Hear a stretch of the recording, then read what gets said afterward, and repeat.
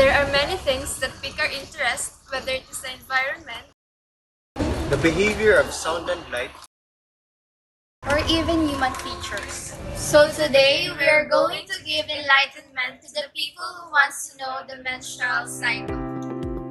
The cycle lasts 28 days long or more. Typically, each phase has 14 days long. The first phase is the follicular phase and the second phase is the luteal phase.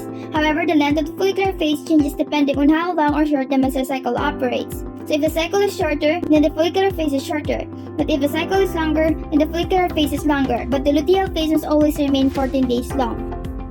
The first day of the menstrual cycle begins in the brain, specifically in the hypothalamus. So the hypothalamus secretes GnRH and will travel towards the pituitary gland.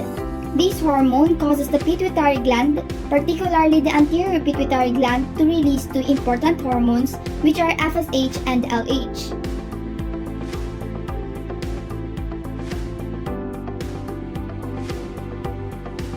These hormones will travel into the female ovaries where the eggs are produced. Now, inside the ovary, there are a finite number of immature eggs known as primordial follicles. FSH enters the ovary once a month at the start of the menstrual cycle and stimulates 15 or 20 of these follicles. Some primordial follicles will mature, and when they do, the cells surrounding them, known as granulosa cells, will emit an increasing quantity of estrogen.